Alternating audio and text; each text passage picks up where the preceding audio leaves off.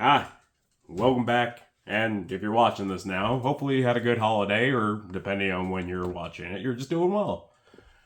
Previously, we've talked about at least some of the key aspects going into this. And well, if you're not familiar, at certain points in my life, I've been 380 and over 400 pounds, and I've lost over 100 pounds now twice. My name is Jack, and we're coming out of the box. So, the holidays are a little bit hard, and they're not only hard just emotionally for some folk, myself included, but they're hard because there's a lot of temptation, and temptation in food, temptation in sweets, temptation in just gorging, which Lord knows I did a lot of last night. It was delicious. I had 3 plates, and that was before dessert. So, how do you curb this though? And a big part of at least getting to the point where we lost the weight was understanding that we had to change our eating habits. There were multiple times before where I could think of where if I get 2 super burritos at a taqueria, you bet I'm putting those away that night. The first time we lost 100 pounds, we went down the route of, okay, well, I'm going to eat egg whites, I'm going to eat fruit, I'm going to eat vegetables, I'm going to eat all the crap that is healthy and I don't necessarily love. It worked. By all means, it gets results. But that doesn't work for me, as I'm someone who, if you offer me tacos or you offer me a plate of Chinese food, you best bet that I'm going to take that food. So what do we do the second time around? What do we do that, at least up to this point, has been successful? Well, aside from just figuring out that we eat our emotions, we went to intermittent fasting. And what is intermittent fasting? Intermittent fasting is a way to kind of lock yourself into a period where you're not going to eat from a certain time to a certain time, which then helps to reduce how many calories you're putting in your body. When you're thinking of the body, it's a good way, and you see this on the back of like all the nutrition info that says like, oh, part of a 2,000% daily value, or 2,000 point daily value. Your body is running on fuel, and this fuel is called calories. Everything has it. Doesn't matter what it is, even if it's a zero value, say on water, to some of the more high-end things like fried goods and candies, it all has a value. And so when you're thinking of your body, it's a good ideology to get behind, like, okay, well, my body needs X amount of calories to maintain just its normal standard operating procedure. And if I go above or below that, well, that has a variance on what I'm doing.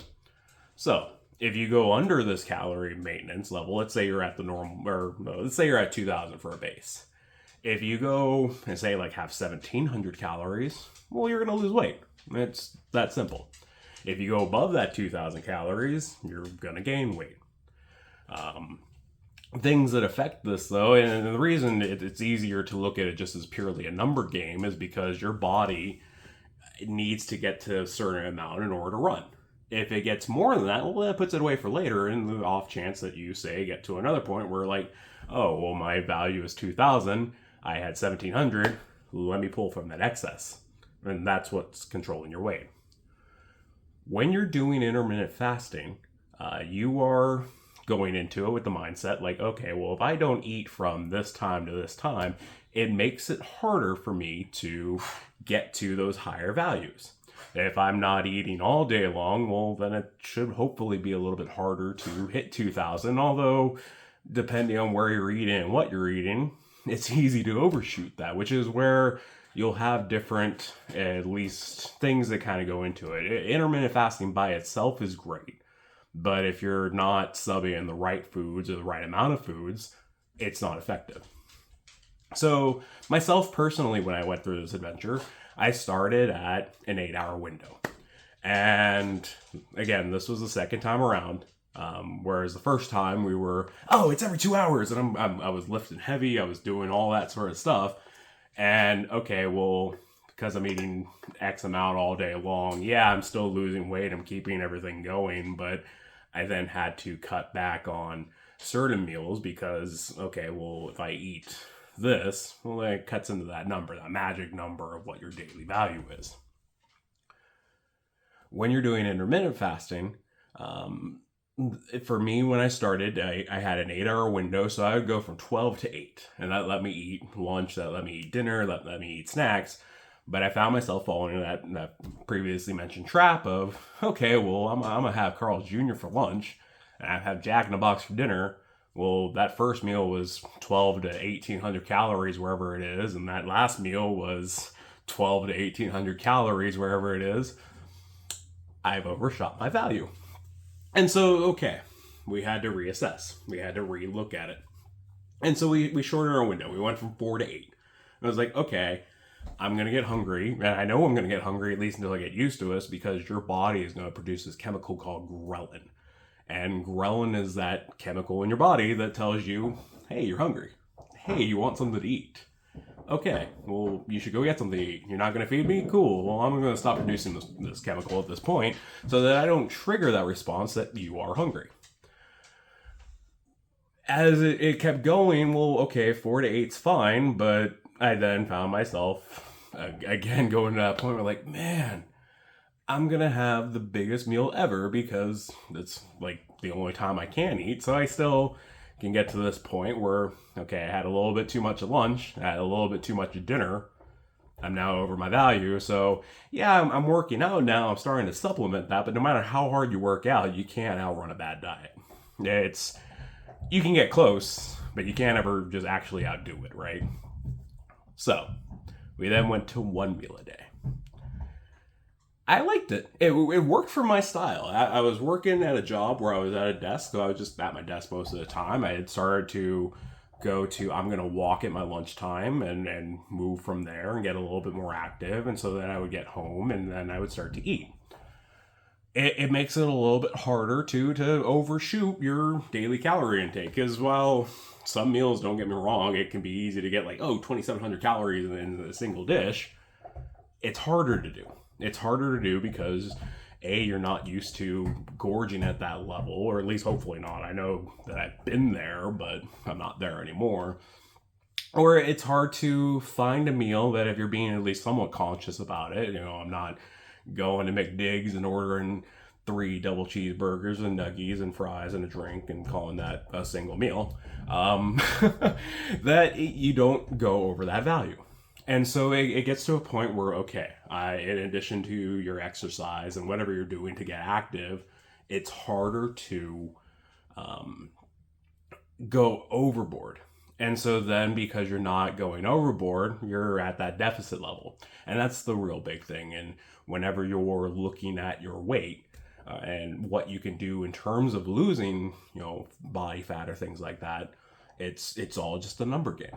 It's a number game of understanding I have X amount that I could have in a day, and if I'm under that value, I'm going to lose. If I'm over that value, I'm going to gain. We'll explore how to get, what you're active. And we can explore it, but I will admit that I'm not a medical professional in any way, shape, or form. I'm just someone who has a base understanding of what this process entails, because I've lost over 100 pounds twice. So for me, there are multiple calculators that you can find online. Just sedentary calendar or calorie calculator. And what this will do is you put in some information. Usually it's your height, your weight, how active you are. Be honest about how active you are. If you're someone who doesn't really move, well, put that you don't really move. If you're someone who's out there doing farm work 7 hours a day, well then yeah, put that in there, because you're going to have a higher burn rate than someone who doesn't move. And so once you have that baseline, you can then start to kind of figure out, like, okay, well, someone who's now or someone like myself who's now active a lot more and just different metrics and things like that, I'm closer to 2,800 for my maintenance and to, just stay kind of at base. Cool. So I know that in a day, if I go over that 2,800 per calorie value, well, I'm going to gain weight. If I go over it, I'm going to gain weight. If I go under it, I'm going to lose weight. And so at this point, it's not so much a matter of wanting to lose. Like, I've already lost a lot. I'm at a very much a healthier place. It's now just, okay, I don't want to get big again. That's not, I've had to do that once already. I don't want to do it again. So It's understanding that you have that metric. It's understanding that you're staying below that. And the intermittent fasting has a great little tool that it helps keep you in that guideline. We'll go over more in terms of, watching calories and how to assess that. But the big thing and the big takeaway is no matter how you want to approach it in that first step, we mentioned that walking and just getting active is great, you have to be mindful of what you're putting into your body.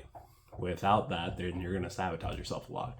But if you're someone like me who, let's do donuts, let's do pizza, let's do all that crap that tastes real good but probably isn't the best for you. Well, okay, I can still eat that. I can still have that. I just need to understand that if I'm going to eat that, I can't eat as much of it. And so I need to limit just that calorie intake. I don't count because that wasn't fun the first time around, and just, oh, well, this bar has 120 calories, and okay, well, now I need to figure that out and go into all this and all that, and oh, these eggs have this, and okay, well, if I take out the white, it reduces, cool. You can do that if that works for you, if you really want to micromanage, and those are the type of things you need to do to get to a point where, I got a six-pack. But if you're just looking to get healthy and drop a couple pounds, well, then fine. Being at a deficit is enough to do that. You start to mix that with walking, you start to mix that with working out, you're going to lose weight. It's simple as that. If you want to know more or address more in terms of intermittent fasting, well, then make sure to leave a comment. If this was helpful, like, share, leave a comment, and we'll continue to go from there.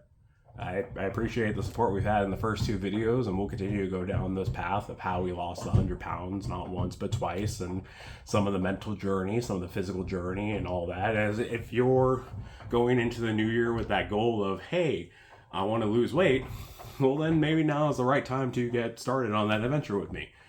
And New Year's resolutions are fine, but it's more, that's a commitment to yourself, and that's what this whole thing is about, is being committed and dedicated to following the steps, following that process. So, till next time, stay you, be weird, and be happy. And we'll continue to go over all the little intricacies that went into this journey. Have a good one.